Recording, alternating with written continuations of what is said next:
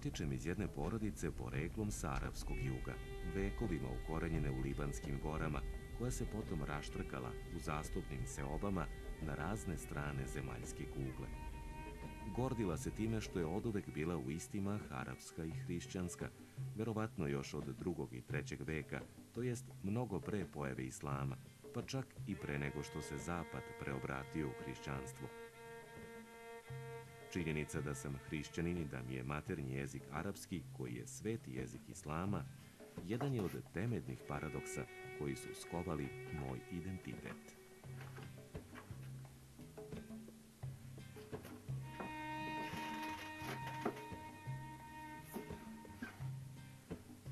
Gotovo svaki svoj autobiografski zapis Amin Maluf započinje pričom o Libanu i Bliskom istoku, mestima detinjstva koja je morao da napusti i nostalgijom za čudesnim svetom Orijenta, te pričom o multikonfesionalnom porodičnom stablu i pitanjem zašto ljudi danas čine zločine u ime verskog, etičkog, nacionalnog ili bilo kog drugog identiteta.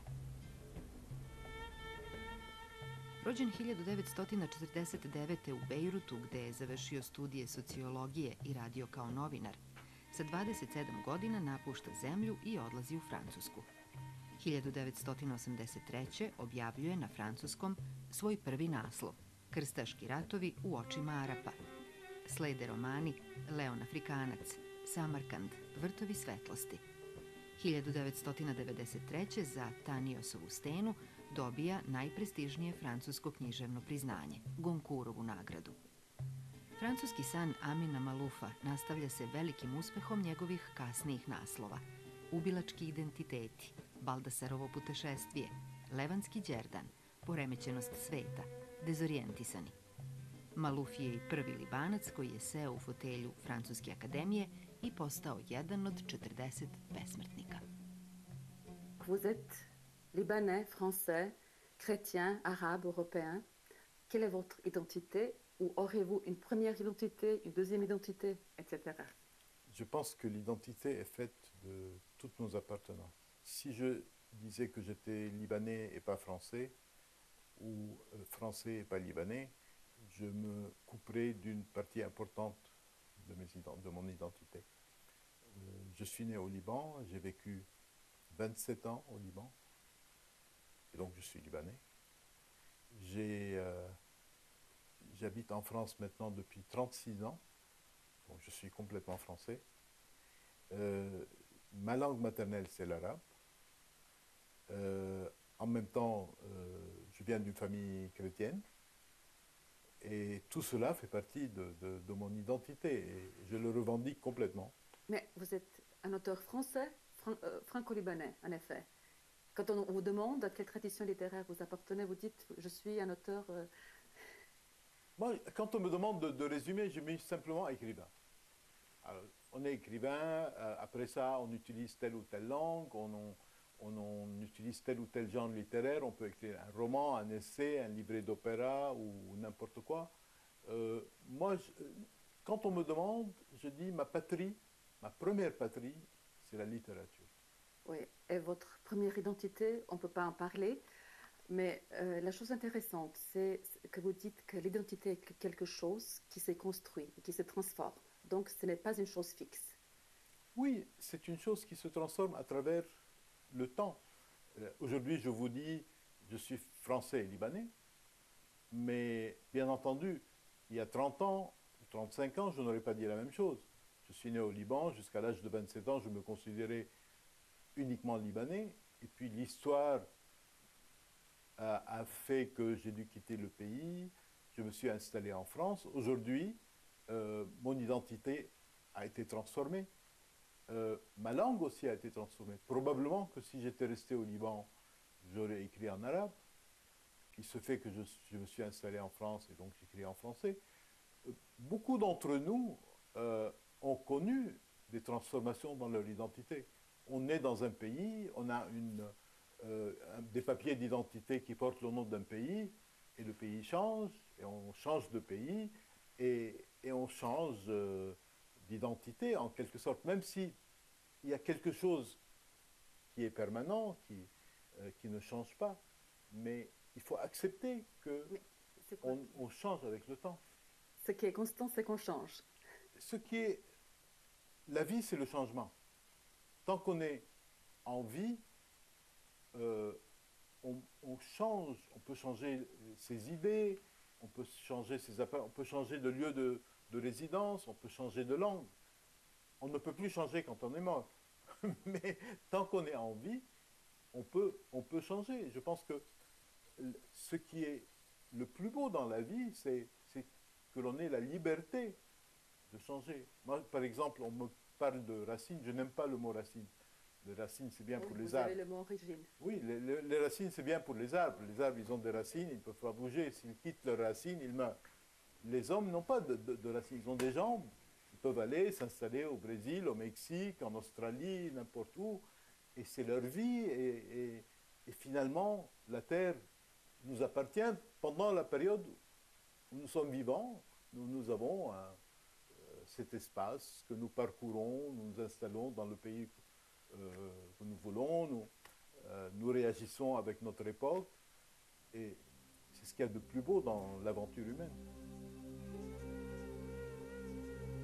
Vraćajući se u svoju opustošenu zemlju, hteo sam da spasem neke ostatke svoje prošlosti i prošlosti svoje porodice. U tom pogledu ne očekujem više Bog zna šta. Kad pokušamo da izbegnemo propast, postoji opasnost da ju ubrzamo. Ali ne žalim što sam krenuo na ovo putovanje. Tačno je da svake večeri ponovo otkrivam iz kog razloga sam se udaljio od svoje domovine, ali svakog jutra ponovo otkrivam i iz kog razloga se nikad nisam od nje odvojio. Moja velika radost jeste to što sam otkrio usred mora nekoliko ostrvaca levanjske istančanosti i spokojne nežnosti. Est-ce que cette identité plurielle, est-ce qu'elle peut produire des personnes désorientées, comme il arrive dans votre nouveau roman, qui s'appelle justement Les Désorientés? Je suis quelqu'un de désorienté. Mais Je d'une me suis manière éloigné d'un positive. pays, positif par certains côtés, négatif par d'autres côtés. Je suis entre des mondes qui se détestent aussi, il faut dire. Je viens du monde arabe, je vis en Europe. Ce sont des mondes, il ne faut pas se cacher les choses, qui se détestent, qui ont une idée extrêmement négative l'un de l'autre. Je suis entre les deux et j'essaie de vivre entre les deux et j'essaie d'écrire. Donc on est forcément désorienté, mais Ça a son pourquoi bon pas? côté. Mais pourquoi pas? Pourquoi pas? Je crois que nous sommes dans un monde qui est en changement permanent. Il faut essayer de comprendre ce qui change dans le monde. Il faut essayer de survivre à tous ces changements et d'être heureux et d'avoir sa part de bonheur. Vous trouvez qu'on puisse être heureux? Il faut, c'est une obligation, je crois. C'est vrai? C'est une obligation pour l'être humain d'être heureux parce que finalement c'est ça qui compte. C'est le bonheur de l'homme. Il y a des gens qui disent il faut respecter telle ou telle idéologie, telle ou telle religion. Pour moi, les hommes ne sont pas faits pour la religion, c'est la religion qui est faite pour l'homme.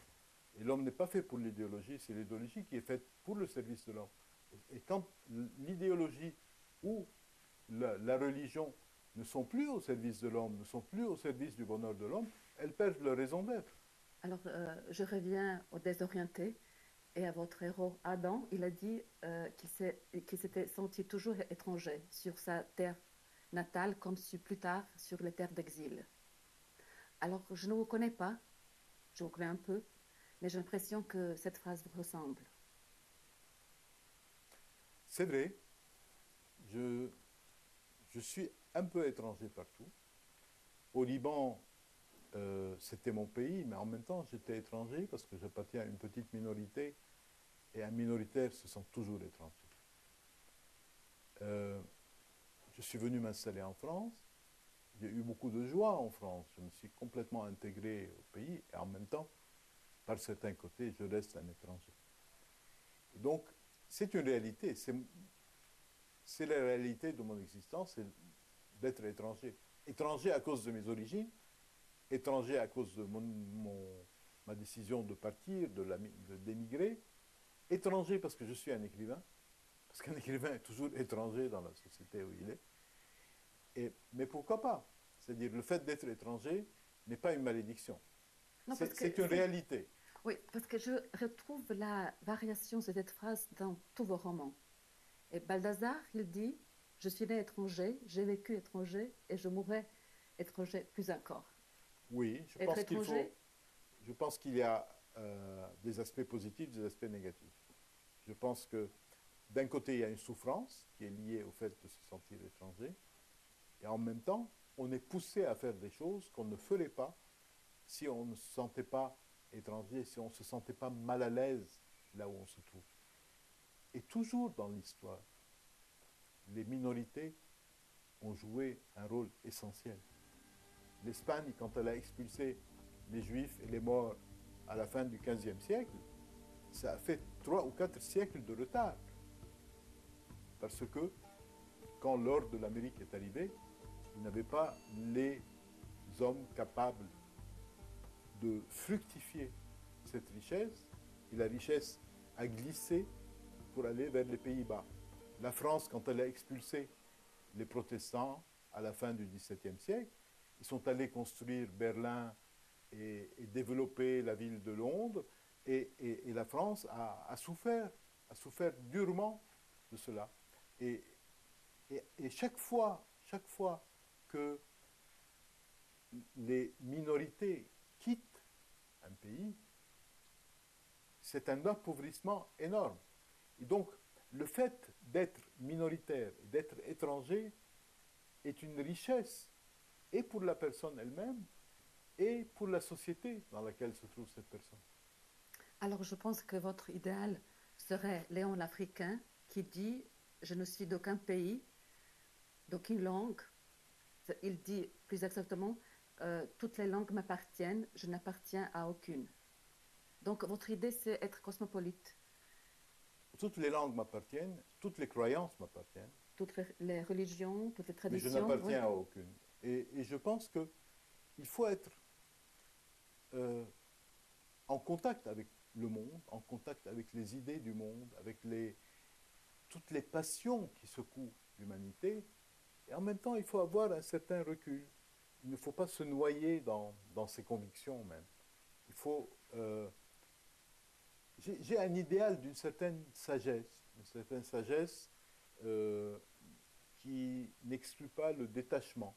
On doit être engagé et en même temps, on doit rester détaché. C'est aussi cela le statut d'étranger.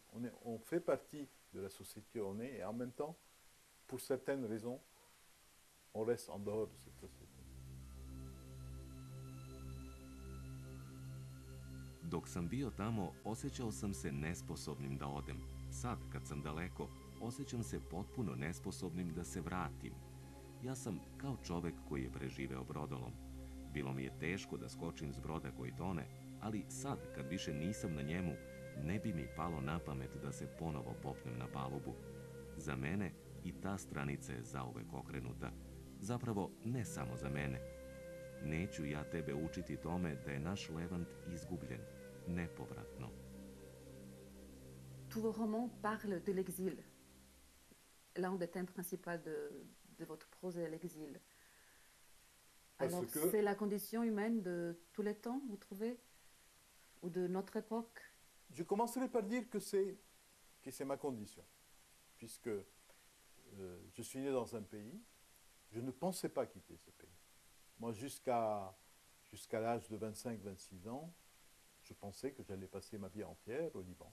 Oui, mais vous dites que c'était la grande douleur de votre vie. Il y a eu la guerre et j'ai dû décider de partir. Et c'est vrai que l'exil a été un déchirement et en même temps une chance pour moi. Les deux à la fois. Et c'est devenu un élément essentiel de ma vie. Mais je ne l'ai pas choisi. En même temps, vous avez raison de dire que c'est un peu la condition humaine aussi. Finalement, toutes les villes ont été construites par des gens qui venaient d'ailleurs. Tout. Le destin de l'homme n'est pas de naître et de mourir au même endroit. Le destin de l'homme est de découvrir le monde, d'apprivoiser le monde. Et si pour cela il faut quitter un pays, aller dans un autre pays, pourquoi pas? Dans Les Désorientés, vous peignez un groupe d'amis, une bande d'amis qui se sont exilés, qui vivent dans le monde. Ils font le bilan de leur vie. Et alors, il y en a qui sont partis à cause de la guerre, il y en a d'autres qui sont restés. Donc, qui a trahi son pays? Ceux qui sont partis ou bien ceux qui sont restés? Dans ce roman, Les Désorientés, où je m'inspire beaucoup de ma propre jeunesse, même si aucun personnage n'est vraiment un personnage de ma propre vie, mais l'ensemble du roman est très inspiré par ma propre jeunesse. C'est vrai que le débat est présent. Il y a des gens qui sont restés au pays, et Un pays qui est en guerre, en plus. un pays en guerre, qui sont fidèles à leur pays, fidèles à leur maison. Ils étaient prêts à tout pour défendre, pour préserver leur maison. Et en même temps, parce qu'ils ont voulu préserver leur maison, ils se sont salis les mains. Ils ont eu du sang sur les mains. Et pour avoir été fidèles à leur pays, ils ont fini par trahir les valeurs essentielles auxquelles ils croyaient. Et puis il y a d'autres qui, comme Adam, par exemple, qui ont décidé de partir, qui, d'une certaine manière, ont trahi, puisqu'ils ont quitté, ils ont déserté leur pays, déserté leur maison.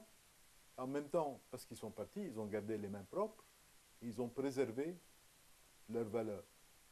Je crois que la vie n'est pas simple. Si on pouvait toujours choisir entre fidélité et trahison, on choisirait toujours la fidélité. Mais à chaque fidélité s'attache une trahison, et à chaque trahison s'attache une fidélité. Mais Adam, il dit, je suis allé nulle part, c'est le pays qui est parti.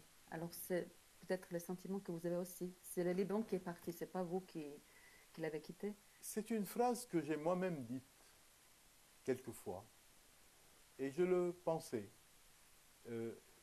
J'avais le sentiment, quand j'observais, parce que j'ai toujours suivi de très près tout ce qui se passe dans le pays, j'avais le sentiment que le pays ne ressemblait plus à celui que j'ai connu.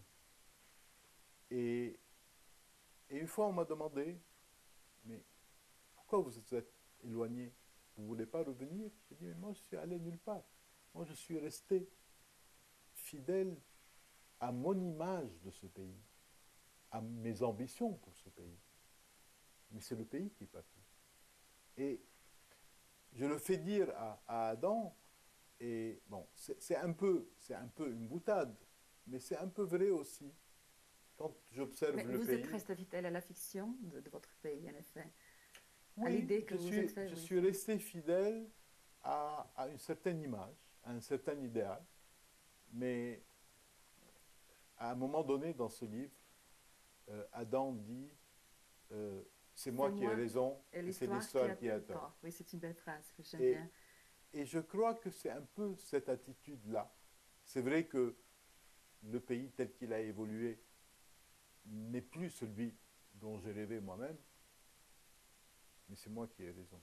C'est-à-dire, c'est mon idéal de ce pays. Mais cette phrase, pour moi, veut aussi dire je veux lutter contre l'histoire et je veux sortir de l'histoire. Je ne veux plus vivre dans l'histoire. J'aimerais changer le monde. Je n'ai jamais renoncé à changer le monde. Je voulais déjà changer le monde quand j'avais 15 ans, et 50 ans plus tard, je veux toujours changer le monde. Je ne sais pas si je suis désillusionné aujourd'hui. Non, je crois que je continue à penser qu'un jour les idéaux auxquels je crois s'imposeront. Bien entendu, ce sera bien après moi, mais peu importe. Ce n'est pas l'histoire de l'humanité ne se mesure pas à la vie d'un individu. Je pense que mon rêve pour l'humanité, mon rêve d'une humanité réconciliée, d'une humanité qui aurait dépassé cette vision étroite des identités, une humanité qui aurait dépassé cette vision étroite des religions et des idéologies, je pense que c'est cette humanité-là qui devra un jour triompher.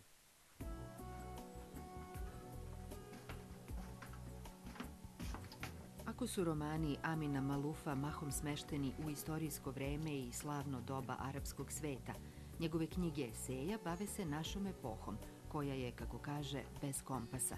Maluf piše o svetu u kojem vlada velika poremećenost, intelektualna, finansijska, etička, klimatska, te počinje da se pita da li je naša vrsta dostigla prag svoje moralne nekompetencije. Drugo pitanje koje gotovo obsesivno postavlja jeste otkud toliki jaz između istoka i zapada. Qu'est-ce qui est à la base de cette rupture? Votre premier essai, Les croisades vues par les Arabes, est-ce que ce serait le tout début de ce conflit qui dure Historiquement, les croisades ont été un élément important. Et symboliquement, elles restent un élément important de ce conflit. Mais moi, je suis très sévère avec les deux, avec l'Occident et avec le monde arabe. Je trouve d'abord que l'Occident est très arrogant. Il a toujours le sentiment d'avoir raison. Il a toujours le sentiment que les torts sont du côté des autres. Et souvent, il se trompe. Le monde arabe passe par une période extrêmement difficile, extrêmement sombre. Il a une attitude destructrice envers son passé.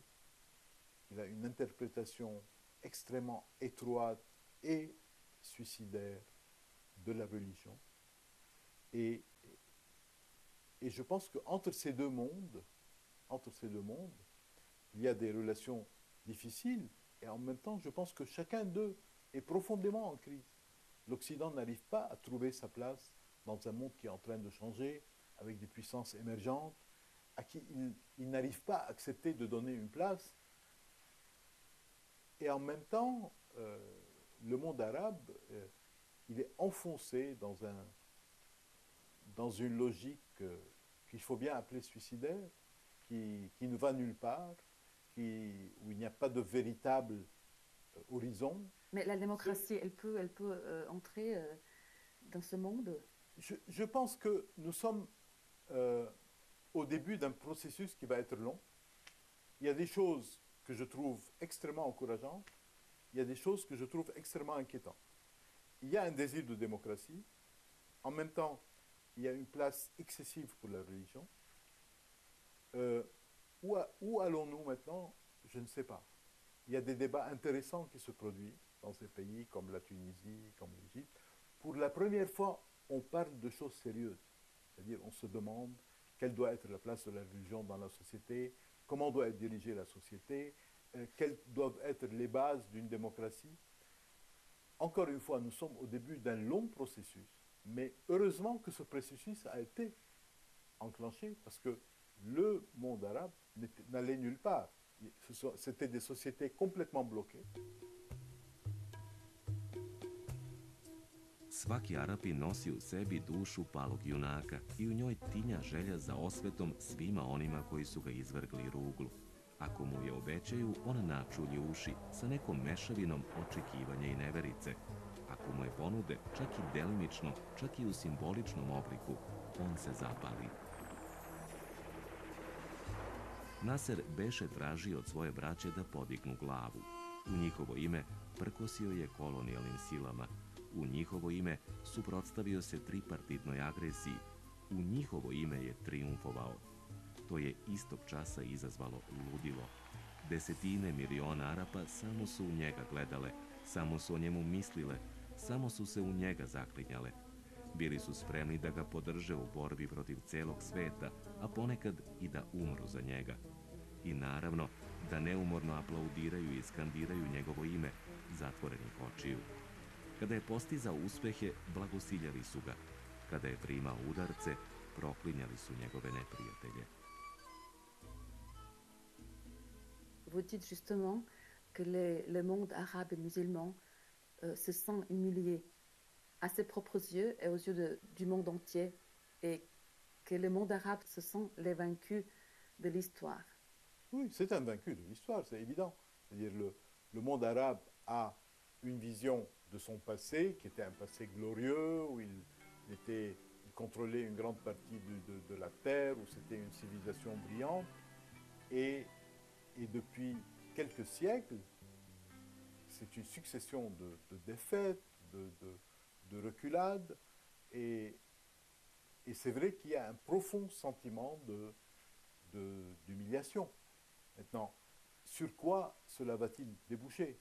Est-ce que ça va permettre de se ressaisir et d'entrer enfin dans la modernité et de participer réellement à tout ce qui arrive dans le monde, aux grandes inventions, aux grandes avancées sociales, ou bien est-ce qu'on va s'enfermer dans le passéisme en disant que le plus important c'est de couvrir les femmes, etc. Et là, c'est sans issue. Il faut repenser le monde, il faut repenser, et non pas se contenter de quelques idées simplistes, inspirées du passé. Mais vous habitez en France et vous écrivez des histoires qui se passent le plus tôt du temps dans le monde arabe. Donc, vous dépeignez les odeurs, les parfums, les couleurs de ce monde, du Proche-Orient, du Liban. Et sur ce fond magique et envoûtant, vous mettez en scène les personnages importants de la civilisation arabe, des artistes, des poètes, des hommes politiques, des savants. Alors, est-ce qu'en quelque sorte, vous voulez détourner le regard des Européens sur ce monde? Je pense que ce monde arabe est un monde où il y a le meilleur et le pire. Je crois que si on regarde son passé, il y a de grandes figures, de grands savants, des poètes, comme vous dites, des figures extrêmement attachantes. Et puis, il y a aussi des figures qu'on voit de plus en plus aujourd'hui et qui sont des figures passéistes, qui inquiètent le monde entier et qui ne conduisent ces pays nulle part.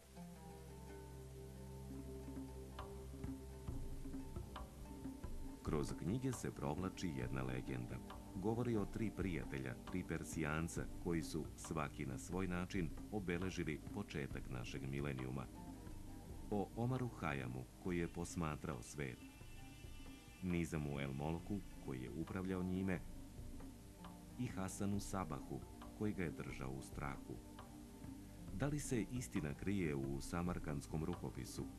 Hronika ispisana na marginama, pored pesama, tvrdi da su se 3 čoveka prvi put srela u Isfahanu, u divanhani velikog vezira, na predlog Hajama, slepog šegrta sudbine. Donc, d'un côté de Samarcande, votre roman le plus lu en Serbie, d'un côté, il y a Omar Khayyam, qui est libre penseur, poète, astronome, et d'autre part, il y a... Sabah, Hassan Sabah. Ouais. C'est vrai qu'il y a le poète, il y a le chef religieux. Donc, c'est une histoire de la liberté et du fanatisme.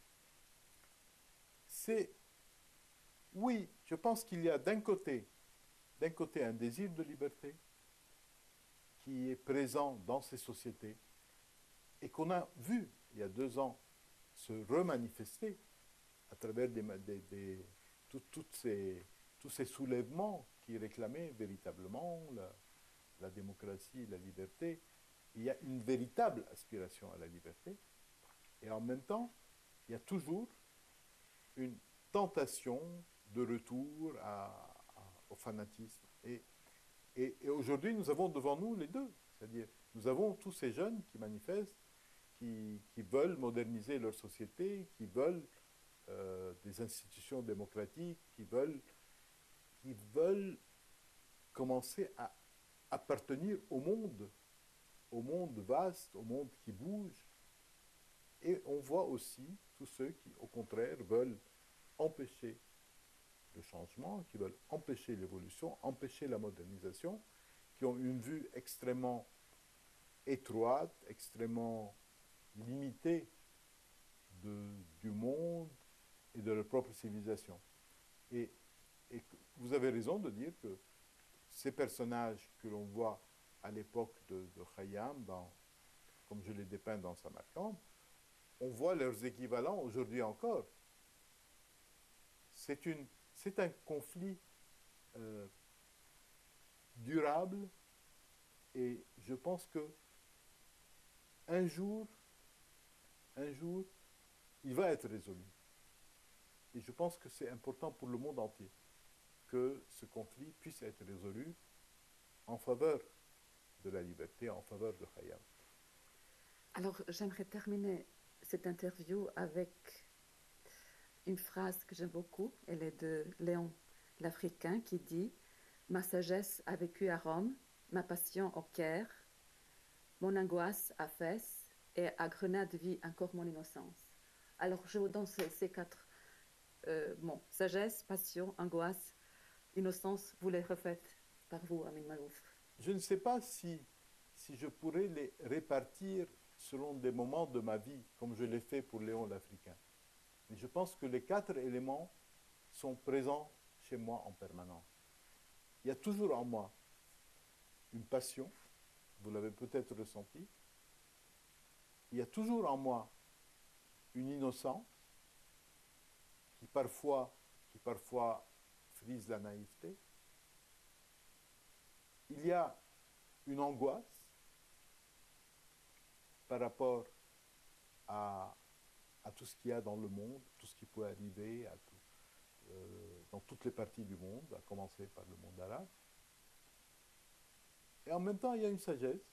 Même avant d'avoir tous ces cheveux blancs, j'avais une vision un peu de sage. J'essayais d'observer le monde en me demandant simplement comment ce monde qui nous a été légué par ceux qui sont venus avant nous, comment nous allons le gérer et dans quel état nous allons le transmettre à ceux qui viendront après nous.